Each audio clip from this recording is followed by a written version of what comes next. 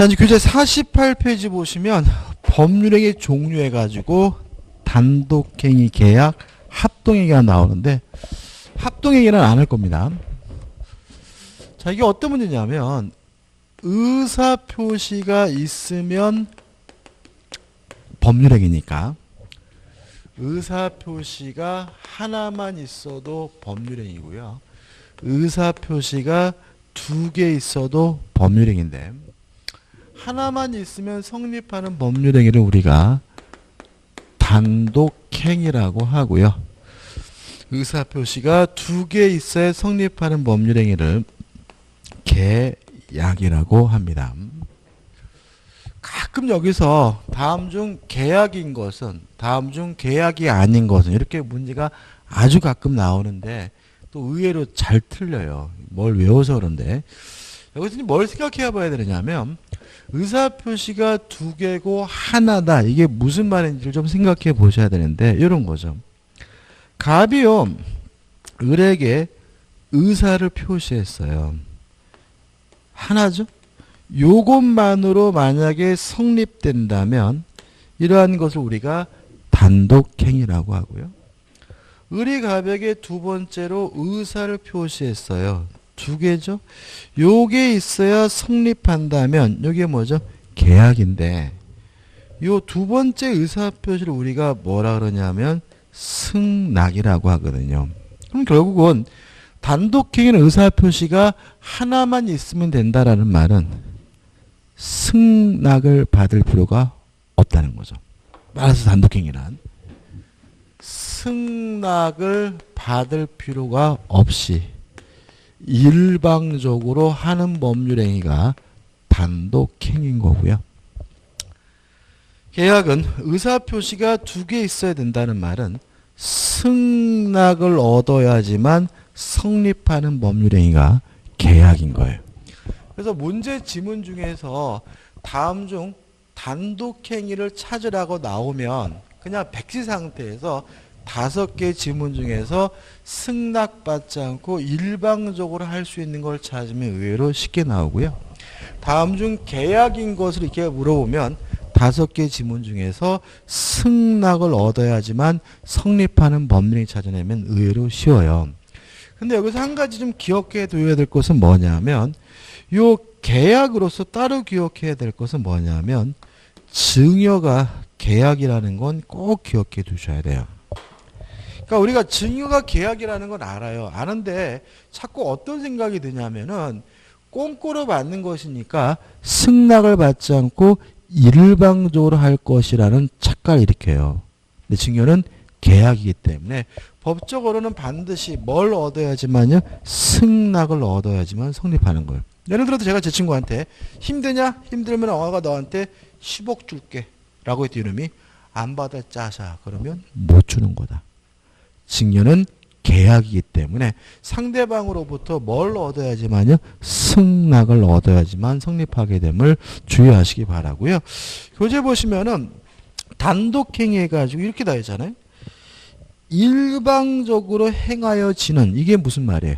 상대방으로부터 승낙을 얻을 필요 없이 일방적으로 행해진다 이런 말이고 하나의 의사표시를 성립하는 것이 뭐예요? 단독행위고 이 단독행위가 2가지가 있죠.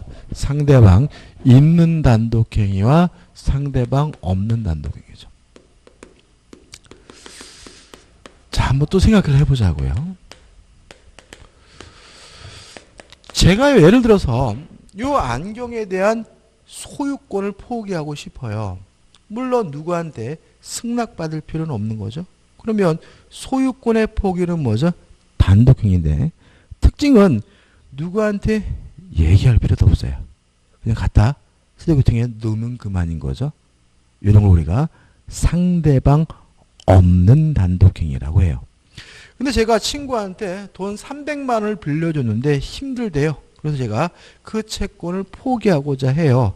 물론 그 친구한테 뭐 받을 필요는 없어요? 승낙받을 필요는 없거든요. 단독행위인데 문제는 제가 화장실에 쪼그려 앉아가지고 친구야 돈 갚지 마라라고 얘기해봐야 채권이 없어지는 건 아니에요. 승낙받을 필요는 없지만 그 친구를 만나가지고 힘드냐? 돈 갚지 말라고 뭐는 해야 돼요? 얘기는 해야 돼요. 이게 뭐예요? 상대방 있는 단독행위. 다시 말하면 상대방으로부터 승낙은 받을 필요는 없지만 상대방에게 얘기는 해야 된다. 그 의사표시 상대방에게 도달은 돼야 되는 경우를 우리가 상대방 있는 단독행위라고 하고요. 상대방으로부터 승낙받을 필요도 없고요. 상대방에게 얘기할 필요도 없다. 의사표시를 도달시킬 필요도 없는 걸 우리가 상대방 없는 단독행위라고 해요. 교재 예들을 좀 보는데 상대방 있는 단독행위에 처음에 얘가 뭐가 나오죠? 동의가 나오죠. 이게 뭐예요? 미성년자가 법률행위를 하려면 친권자로부터 뭘 얻어야 돼요? 동의를 얻어야 되거든요. 그러면 친권자가 미성년자 행위에 대해서 동의하고자 할 때 미성년자로부터 승낙은 받을 필요가 없으니까 뭐죠? 단독행위지만 미성년자에게 동의한다라고 뭐는 해야 돼요? 얘기는 해야 되니까 상대방 뭐예요? 있는 단독행위인 거죠. 그 다음 또 뭐가 나오죠? 채무 면제, 아까 채권 포기 말씀드렸죠? 취소? 이것도 우리 나중에 하겠지만. 자, 사기당했습니다. 사기당했으면 뭐 할 수 있냐면 취소할 수 있거든요. 물론 사기친 놈한테 취소하는 것에 대해서 승낙받을 필요는 없으니까 취소는 뭐예요? 단독행위인데 사기친 놈한테 취소하겠다라고 뭐는 해야 돼요? 얘기는 해야 되니까 뭐가 되는 거죠? 상대방 있는 단독행위가 되는 거죠. 근데 이걸 쭉 보는 건 아니에요. 그죠? 그러니까 나중에 자세히 볼 건데 우리가 여기서 좀 숙제 외워야 될 것은 뭐가 있냐면 이렇게 좀 외웠으면 좋겠어요. 소유권, 점유권의 포기는 상대방 없는 단독행위예요. 소유권, 점유권 이외의 권리를 포기하는 것은 상대방 있는 단독행위예요. 이게 맞는 말은 아닌데 수험전 이렇게 기억하면 돼요. 예를 들어 제가 저당권을 포기하고 싶어요. 저당권을 포기하고자 할 때 채무자로부터 승낙은 받을 필요 없지만 채무자에게 저당권을 포기하겠다라고 뭐는 해야 돼요? 얘기는 해야 되니까 저당권의 포기는 뭐죠? 상대방 있는 단독행위. 제가 임차권을 포기하고 싶어요. 집주인한테 승낙받을 필요는 없지만 집주인에게 나 임차권 포기하겠다라고 뭐는 해야 돼요? 얘기는 해야 되니까 임차권의 포기도 뭐죠? 상대방 있는 단독행위. 뭐 전세권도 마찬가지. 그래서 이걸 합치면 소유권, 점유권 이외의 권리의 포기는 뭐가 되는 거죠? 상대방 있는 단독행위고요. 소유권, 점유권의 포기는 뭐가 되죠? 상대방 없는 단독행위다. 이 두 가지는 꼭 기억해 두셔야 돼요. 그 다음에 상대방 없는 단독행위 예 중에서 뭐가 나오냐면 유언, 유증이 나오죠. 동의하시나요? 예를 들어가지고 여러분들이 재수없는 얘기인가요? 아무튼 유언장을 쓰고자 해요. 유언장을 쓸 때 개똥이에게 내 서랍에 있는 카메라를 준다 이렇게 쓰고자 할 때 그 개똥이한테 뭐 받을 필요는 없어요? 승낙받을 필요는 없는 거죠. 그죠? 그 다음에 미리 얘기하는 거 아닙니다. 그죠? 돌아가시고 나서 유언장을 뭐요? 뜯어보는 것이니까 상대방에게 얘기할 필요 없다. 유언, 유증은 뭐가 되는 거죠? 상대방 없는 단독행위. 동의하시죠? 그죠? 그 다음에 재단법인 설립행위인데 가끔 요 재단법인 설립행위가 상대방 없는 단독행위라는 것이 가끔 나와요. 좀 설명을 좀 드리면 법인이요. 이게 간단히 설명드릴게요. 사단법인하고 재단법인으로 나뉩니다. 사단이라는 말은 줄임말이에요. 사람의 집합이라는 말이에요. 그래서 사람의 집합에다가 법인격을 부여한 것이 사단법인이고요. 재단이라는 말은 뭐냐면 재산의 집합이에요. 재산의 집합에다가 법인격을 부여한 것이 뭐예요? 재단법인이거든요. 그러면 재단법인이 성립되려면 재단법인이 존재하려면 반드시 뭐가 있어야 돼? 재산이 있어야 되는 거예요. 동의하시나요? 그죠? 재산의 집합에다가 법인격을 부여한 것이 뭐예요? 재단법이잖아요. 그럼 생각해 보자고요. 자, 갑이라는 사람이 자기 재산을 출연해 가지고요. K라는 재단법인을 만들려고 해요. 그래서 지금 갑이 막 돈을 끝냈어요. 재산을 꺼내가지고 뭐 하려고 해요? 주려고 해요. 이게 주려고 할 때, 요 재단법인에게는 아직 뭐가 없습니까? 재산이 없죠? 재산이 없는 재단법인은 뭐 할 수 없어요? 존재할 수가 없죠? 논리 이해되시나요, 이게죠? 자, 지금 재단을 설립하려면 재산을 뭘 해야 돼요? 줘야 되는데 아직 안 줬어요, 그죠? 막 주려고 하고 있단 말이죠. 그러면 재단법인은 뭐가 없습니까? 재산이 없습니까? 재단법인이 재산 없으면 뭐 할 수 없어요? 존재할 수가 없으니까 재단법인 설립행위는 뭐로 이해합니까? 상대방 없는 단독행위로 이해한다. 이런 얘기죠. 그 다음에 좀만 더 보면 계약은요 자유롭게 할 수가 있어요. 이걸 우리가 뭐라 그러냐면 계약 자유의 원칙이라고 해요. 왜 계약은 자유롭게 할 수 있냐면 어차피 상대방으로부터 승낙을 얻어서 하는 것이니까 나쁜 짓만 아니면 뭐든지 할 수 있다. 이게 뭐예요? 계약 자유 원칙이죠. 근데 단독행위는 자유롭게 못해요. 단독행위는 법에 규정되어 있는 경우만 할 수 있는데 이거 우리가 단독행위 법정주의라고 해요. 왜 단독행위는 자유롭게 하지 못하냐면요. 승낙을 받지 않고 일방적으로 하는 것이니까요. 만약에 승낙을 받지 않고 일방적으로 하는 것을 자유롭게 할 수 있다면 상대방이 뭘 볼 수 있어요? 피해를 볼 수 있잖아요. 그죠? 그래서 단독행위라는 것은 자유롭게 하지 못하고 법에 규정되어 있는 경우에만 할 수 있는데 이거 우리가 단독행위 법정주의라고 하고요. 계약은 조건 붙일 수 있고요. 기한도 붙일 수 있어요. 왜요? 어차피 상대방으로부터 뭘 얻어서 하는 거예요? 승낙을 얻어서 하는 거니까요. 그렇지만 단독행위는 원칙적으로 조건도 붙일 수 없고 기한도 붙일 수 없어요. 왜요? 단독행위는 승낙을 받지 않고 뭐예요? 일방적으로 하는 것이니까. 까지 좀 정리하시면 됩니다. 그 다음 우측에 보시면 채권행위, 물권행위, 준물권행위가 나오거든요. 이게 조금 까다롭게 느껴질 수가 있어요. 시험에 또 가끔 나오고 나오면 또 어려워하시더라고요.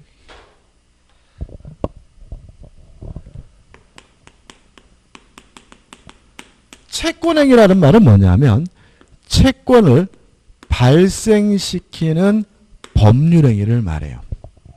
근데요, 시험에 이게 뭐로 나오냐면 의무부담행위로 나왔어요. 왜냐하면 채권이 발생된다는 말은 상대방에게 뭐가 생기는 거예요? 채무, 의무가 생기는 거잖아요. 그죠? 따라서 이게 동전의 양면인 거죠. 그래서 채권행위란 채권을 발생시키는 행위를 말하고 결과적으로 상대방에게 뭐가 생겨요? 의무가 발생하므로 다른 말로는 의무부담행위라고 해요. 자, 이것과 구별할 것이 뭐냐면 처분행위인데 이 처분행위가 다시 둘로 나뉘어요.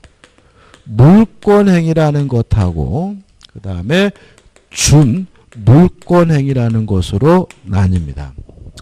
자, 물권행위는 뭐냐면 물권을 변동시키는 법률행위를 물권행위라고 해요. 그 다음 준물권행위라는 말은 뭐냐면 물권에 준한다는 말은 물권이 아니란 얘기예요. 그래서 준물권행위는 뭐냐면 물권 이외의 권리를 변동시키는 행위를 우리가 준물권행위라고 해요. 그럼 개념이 됐죠? 채권행위가 뭐죠? 채권을 발생시키는 행위. 물권행위는 뭐죠? 물권을 변동시키는 행위. 준물권행위는 뭐죠? 물권 이외의 권리를 변동시키는 행위잖아요. 한번 생각해 보자고요. 갑이라는 사람이요. A라는 건물을 가지고 있어요. 근데 을과 만나가지고 매매 계약을 했어요. 그러면 갑은 을에게 매매 대금을 달라고 요구할 수 있는 채권을 갖게 되고요. 을은 갑에게 이전 등기해 달라고 요구할 수 있는 뭐가 생기죠? 채권이 생기죠. 다시 말하면 요 매매 계약을 하게 되면 쌍방에게 뭐가 생깁니까? 채권이 발생하므로 요 매매 계약과 같은 것은 대표적인 뭐가 되는 거죠? 채권행위가 되는 거죠. 그러고 나서 갑이 을에게 이전 등기를 해줬어요. 그러면 갑이 가지고 있는 소유권이 을로 넘어오겠죠? 그죠? 물권이 변동이 됐죠? 그럼 이게 뭐가 돼요? 물권행위죠. 그래서 실제로 우리가 좀 약간 학설이 되고는 있지만 우리는 앞으로 요 매매 계약은 뭐죠? 채권행위고 이전 등기라면 소유권, 물권이 넘어가니까 등기가 뭐죠? 물권행위다. 이렇게 간단하게 이해하시면 돼요. 그러니까 이 부분은 학설이 대립되는 부분이기 때문에 아마 설명하시는 선생님마다 내용이 다를 거예요. 다른데 뭘 선택하는 게 제일 좋은 거예요? 이해하기 편한 거. 그래서 매매 계약은 뭐라고요? 채권행위. 등기는 뭐죠? 물권행위죠. 그러면 이제 이해돼요. 자, 갑과 을이 만나가지고 저당권을 설정하기로 하는 계약을 했어요. 그러면 을은 갑에게 저당권을 이전 등기에다 요구할 수 있는 뭐가 생겨요? 채권이 생기겠죠? 근데 만약에 갑이 을에게 설정 등기를 하게 되면 을은 뭘 갖게 됩니까? 저당권이라는 물권을 갖게 되니까 저당권 설정 등기는 뭐가 되죠? 물권행위가 되겠죠? 이해되시죠? 그죠? 이런 식인 거예요. 자, 그 다음에 중물권행위입니다. 한번 생각해 보죠. 자, 보세요. 을이 갑에게요 1억 원을 빌려줬어요. 1억 원을 빌려주게 되면 을은 갑에게 1억을 갚으라고 요구할 수 있는 뭐가 생겨요? 채권이 생기니까 1억을 빌려주는 행위는 뭐가 되죠? 채권행위인 거죠. 그죠? 근데 을이 이 채권을 병에게 양도를 했어요. 그러면 을이 가지고 있던 채권이 병으로 넘어가죠?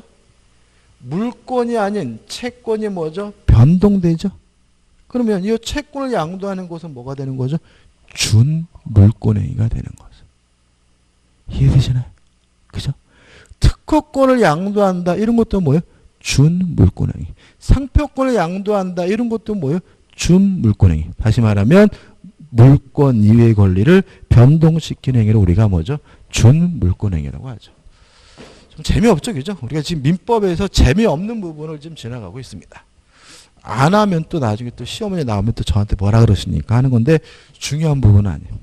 그 다음에 출연행위야 뭐가 나오죠? 비출연행위 나오죠. 자, 이건 뭐냐면 법률행위를 함으로써 재산의 증가와 감소, 증감이 함께 일어나면 수반하면 이거 우리가 출연행위라고 하고요. 증가와 감소가 수반되지 않으면 함께 일어나지 않으면 이걸 우리가 뭐라 그러죠? 비출연행위라고 하는 거죠.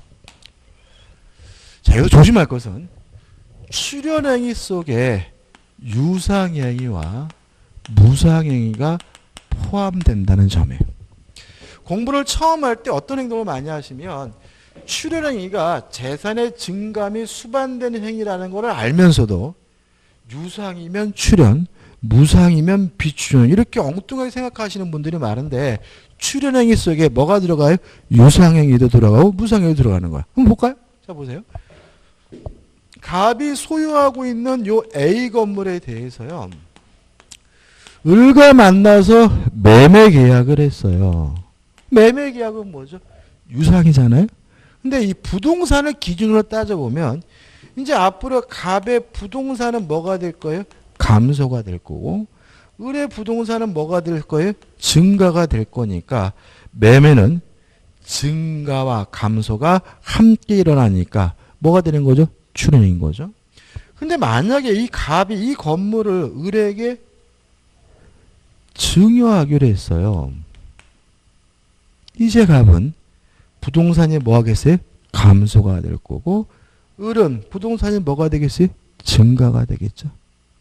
다시 말하면 증여와 같은 무상행위도 증가와 감소를 함께 일으키니까 뭐가 되는 거죠? 출연행위가 되는 거예요. 이해되시죠? 그죠? 그러면 비출연행위는 뭐가 있느냐? 두 가지만 기억하시면 돼요. 대리권의 수요죠. 이거는 증가도 없고 감소도 없으니까 비출연행위. 동의하시나요? 제가 예를 들어서 제 친구한테 네가 내 대신 제주도 가서 땅 좀 사라라고 대리권을 줬다 그래서 당장 저의 재산은 뭐가 없어요? 편함이 없으니까 뻥인 거죠. 비출연행인 거죠. 시험에 잘 나는 건 뭐냐면 소유권의 포기예요. 소유권의 포기. 제가 이 안경에 대한 소유권을 포기한다고 갖다 버렸어요. 그러면 저의 재산은 뭐가 됐어요?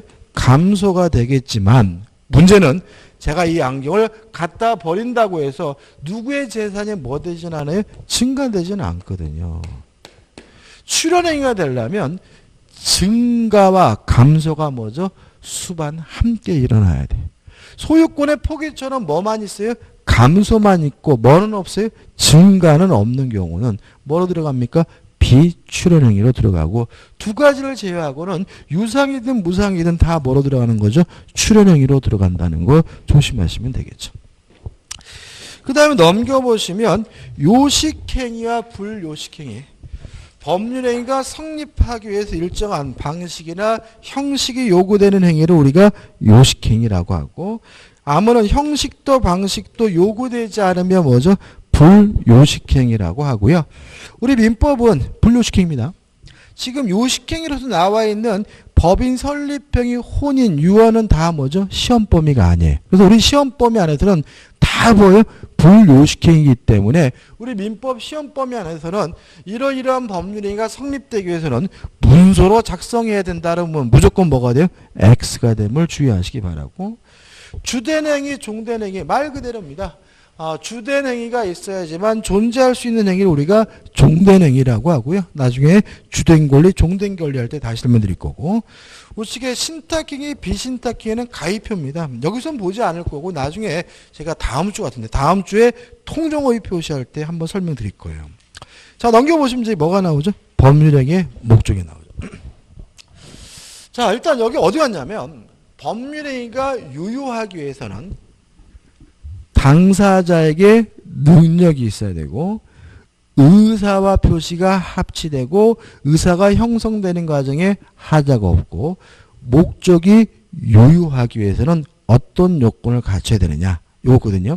아마 우리가 시간 관계에서 다 못할 거예요. 그죠? 그래서 일단 목적이 있고 이것이 유효하기 위해서는 어떤 요건을 갖춰야 되느냐. 첫째, 목적의 확정입니다. 무슨 말이죠? 목적이 확정될 가능성이 있어야 됩니다. 여기서 조심할 것은 뭐냐면 목적이 확정되어야 하는 것이 아니라 확정될 뭐만 있으면요? 가능성만 있으면 뭐예요? 유효한 거예요. 좌측 하단에 보시면 판례가 나와요. 제가 한번 읽어볼게요. 이렇게 나와 있잖아요. 핵심 판례. 매매 목적물과 대금은 반드시 그 계약 체결 당시에 구체적으로 확정하여야 하는 것은 아니고 이를 사후에라도 구체적으로 확정할 수 있는 방법과 기준이 정해져 있으면 좋겠다. 다시 말하면 법률에 유효하기 위해서 목적이 확정되어야 하는 것이 아니라 확정될 뭐만 있으면요? 가능성만 있으면 뭐죠? 유효한 거죠. 우측에 이제 목적이 뭐죠? 가능입니다. 자, 이 부분 이제 정리 좀 할 건데 좀 양이 많을 수가 있어요. 우리가 이거를 정리하는 이유는 우리가 입문 과정을 대부분이 들으셨기 때문에 정리하는 거고요. 어려울 수 있습니다. 어려울 수 있지만 중요하기 때문에 정리하는 거고 또 자세한 것은 언제까지요?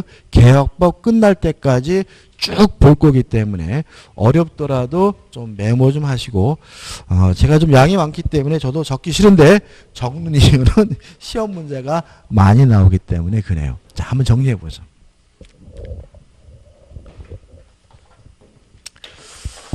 자, 목적이 가능해야 된다는 말은 가능하면 유효하고 불가능하면 무효라는 얘기겠죠? 그죠? 첫 번째 우리가 생각할 것은 뭐냐면 가능 불능을 판단하는 기준입니다. 우리 판례는 과학적, 물리적으로 판단하지 않습니다. 가능한지 불가능한지 여부는 우리 판례에 따른다면 사회 통념에 따라서 거래 관념에 따라서 판단해야 된다는 것이 우리 판례 입장입니다. 왜 그러냐면 만약에 과학적 물리적으로 판단하게 되면요 너무나 가능한 것이 많아져요. 한강에 빠진 반지를 건져주기로 했어요. 과학적으로 따지면 비용도 엄청나게 많이 들고 시간도 많이 걸리겠지만 이것이 뭐예요? 불가능한 일이 아닌 것이 되는 거죠. 근데 만약에 사회 통념에 따른다면, 상식에 따른다면 한강에 빠진 반지를 건지기로 하는 계약은 뭐예요? 무효인 거죠. 그죠? 저는 이 부분 항상 떠오르는 게 뭐가 있냐면, 한 10여 년 전쯤에요.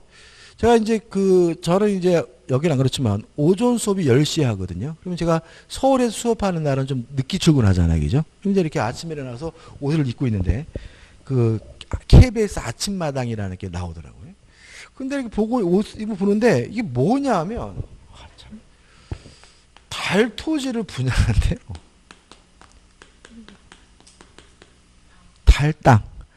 달토지를 분양한대요. 근데 그때 당시에 제가 어떤 기억이 있냐면 요 달토지를 분양하는 미국 사이트가 생겨가지고 미국 사이트에서 달토지를 분양한다. 이걸 제가 본 적이 있거든요. 인터넷에서. 근데 우리나라에서 그 사람들이 나와가지고 이거예요. 그러니까 무슨 말이냐면 그 미국에 있는 그 업체가 본사고 한국에다도 뭐죠? 지점을 차려가지고 뭐예요? 지금 달 땅을 분양한다는 거고. 이게 들어보니까 무슨 내용이냐면 지금 사봤자 아무짝에 쓸모없는 것처럼 느껴지지만 몇만 원만 내도 수십만 평의 땅을 분양받을 수 있고 그러면 당신은 모르지만 후대에는 뭐죠? 떼부자가 될 거다. 그러니까 달토지를 뭐죠? 분양받는 이런 사업을 한다. 막 이런 식의 내용인 거예요. 저는 충격의 첫째는 KBS에서 그런 방송을 한다는 점. 사기입니다. 사기예요. 왜냐하면 달토지를 분양받는다라는 그런 매매 계약을 했더라도 우리 현행 민법상 무효예요. 무효예요. 왜냐하면 그 달토를 넘겨받는 것이 가능한지 불가능한지 여부는 과학적 물리적으로 따지는 게 아니에요. 다시 말하면 수십 년 후에는 100년 후에는 등기받을 수 있을 수도 있다. 이렇게 따지는 게 아니라 무엇을 가지고요? 사회 통념에 따라서 상식에 따라서 판단하는 것이 우리 판례 입장이기 때문에 그거는 사회 통념에 따른다면 달토지를 소유권을 넘겨받는 것은 뭐죠? 불가능한 거고 따라서 그 매매 계약은 뭐예요? 무효이기 때문에 그거 사봤자 뭐죠? 아무짝에도 쓸모가 없는 거거든요. 아마 그때 그 TV 보시면서 사신 분들도 계실 거예요. 아마 큰 돈은 아니었지만 그 일종의 뭐죠? 사기당한 거고 저는 개인적으로 KBS에서 그런 걸 했다는 거에서 제가 그때 TV 보다가 갑자기 이런 거지 같은 놈들이 분노의 감정을 느꼈던 기억이 납니다. 다시 말하면 가능 불능은 과학적 물리적 판단하는 것이 아니라 사회 통념에 따라서 판단하고요. 만약에 과학적 물리적으로 가능하더라도 사회 통념상 불가능한 것으로 평가된다면 그 법률행위, 그 계약은 뭐예요? 무효인 거예요. 그죠? 그 다음에 이 불능이 둘은 아닙니다. 원시적 불능이라는 것과 후발적 불능이라는 것으로 나뉘고요. 나누는 기준은 뭐냐면 법률 행위시를 기준으로 해요. 법률 행위를 하기 전에 이미 불가능하면 뭐죠? 원시적 불능이고요. 법률 행위를 했을 때는 가능했는데 법률 행위를 한 후에 불가능하면 이게 뭐가 되냐면 후발적 불능이 돼요. 일단 원시적 불능은 무효고 후발적 불능은 뭐예요? 유효한 건데 이 원시적 불능에 대해서 둘로 나뉩니다. 원시적 전부 불능과 원시적 일부 불능으로 나뉘고요. 원시적 전부 불능은 원칙적으로 무효입니다. 따라서 이행하지 못하게 됐더라도 뭘 한지 책임을 지지 않아요. 항상 그러느냐? 요 문제에 대해서 우리 민법은 원시적 전부 불능에 대해서 계약 체결자가 알았거나 또는 알 수가 있었고요. 원시적 전부 불능에 대해서 상대방이 선의고 무과실이라면 원시적 전부 불능인데도 불구하고 계약 체결자는 상대방에게 예외적으로 책임을 부담해야 되는데 이 책임 우리가 계약 체결상의 과실 책임이라고 하고요. 책임의 내용은 실내 이익을 배상하되 무엇보단 클 수는 없냐면 이행이익보다 클 수는 없다. 기억나시죠? 이거 우리가 언제 했어요? 저번 주. 저저번 주 얘기죠? 마지막 인문과경 마지막 수업할 때 이거를 우리가 정리를 했어요. 이렇게 정리하면 뭐가 끝나냐면 원시적 전부 불능이 끝나요. 그 다음 원시적 일부 불능입니다. 원시적 일부 불능도 원칙적으로 무효입니다. 왜냐하면 일부가 무효면 전부가 무효인 것이 뭐예요? 원칙이기 때문에. 항상 그러느냐? 이 문제에 대해서 우리 민법은 법률행위 중에서 매매라는 법률행위 경우에만 원시적 일부 불능인데도 불구하고 담보 책임이 인정된다는 점에서 요거는 무효가 아니라 유효한데 이건 우리가 아직 안 했습니다. 내용을 적어드리면 담보 책임 중에서 뭐가 되냐면 수령 부족 일부 멸실이 돼요. 자, 이런 얘기예요. 자, 땅을 샀는데요. 100평이라 그래서 땅을 샀거든요. 근데 나중에 측량해 보니까 80평밖에 안 돼요. 이게 뭐죠? 수량 부족이잖아요. 그죠? 그러면 20평을 넘겨받는 것은 뭐죠? 불가능한데 100평이 아니라 80평이었던 사실은 계약 체결 전부터 그러니까 뭐가 되는 거죠? 원시적 일부 불능이죠. 이해되시나요? 그죠? 따라서 이때는 담보 책임 중에서 수량 부족 일부 멸실 문제가 발생하고요. 내용은 매수인이 선이면 대금 감액도 청구하고 해제도 하고 손해배상을 청구할 수 있는데 그 내용은 안 배웠으니까 안 적을 거냐. 담보 책임이 문제될 수가 있다. 이렇게 기억하시면 돼요. 자, 후발적 불능은 유효합니다. 유효하기 때문에 책임을 져야 되는데 둘로 나뉘어요. 후발적 불능에 대해서 채무자에게 아무런 고의도 없고 과실도 없는 경우는 위험 부담 문제가 되고요. 일반적으로 매매계약에서 이 채무자는 누구를 말하죠? 매도인을 말한다. 기억나시죠? 그죠? 자, 후발적 불능이고 채무자에게 아무런 고의 과실이 없다면 유효하다는 말은 뭘 줘야 돼요? 책임을 져야 된다는 얘기인데 누가 어떻게 책임을 질지는 결국은 위험 부담 문제인데요. 원칙적으로 매도인인 채무자가 부담한다. 매도인인 채무자가 부담한다는 말은 쌍방 모두 뭐 할 필요가 없죠? 이행할 필요가 없고요. 이행한 것이 있다면 부당이득으로서 반환받을 수 있다는 의미에서 위험은 원칙적으로 채무자, 매도인이 부담하게 되고요. 예외적으로 위험을 채권자, 매수인이 부담하는 경우도 있는데 채권자, 매수인이 부담한다는 말은 후발적 불능인데도 불구하고 매수인은 여전히 매매 대금을 지급해야 된다는 의미가 되는데 언제 그러느냐?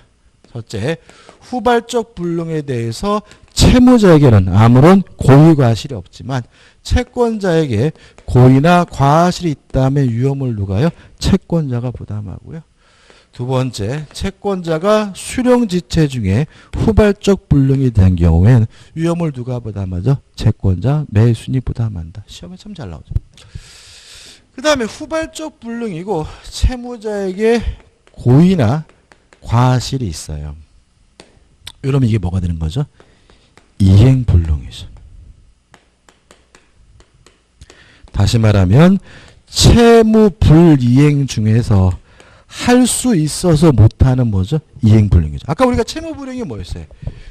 고의나 과실로 채무를 이행하지 않거나 못하는 거죠. 이행 안 하는 것은 뭐예요? 이행지체. 이행 못하는 것은 뭐죠? 이행불능이고요. 내용은 채권자는 채고 없이 바로 계약을 해제를 하고요. 그리고 원상회복을 청구하고 별도로 손해배상을 청구하게 된다. 요러면 뭐가 되는 거죠? 후발적 불능도 끝납니다. 근데 실제로 이게 제가 처음부터 적어드리면서 약간 좀 어려워하실 것 같고 머리에 정리가 안 될 것 같다는 의심을 들면서도 적어드린 이유는 중요합니다. 실제로 시험 문제가 4-5 문제까지 출제될 수 있는 부분이기 때문에요. 가능하면 이렇게 메모해 두셨다가 이게 좀 암기해 이거는 좀 외우려고 하시는 게 좋아요. 근데 처음 외우면 잘 안 외워지거든요. 그죠? 그러면 일단 메모해 두셨다가 해당 부분 가서 공부하면서 차근차근 정리하셔도 됩니다. 이런 내용이 교재 몇 페이지까지 나와 있냐면 54페이지까지 나와 있는 거죠. 오늘 여기까지 하겠습니다. 여기까지 하고 다음 주에 54페이지 뭐죠? 목적의 적법부터 할 거고요. 그 다음에 다음 주부터 몇 시까지요? 10시 10분까지 강의하도록 하겠습니다. 자, 오늘 수고 많으셨습니다. 고맙습니다.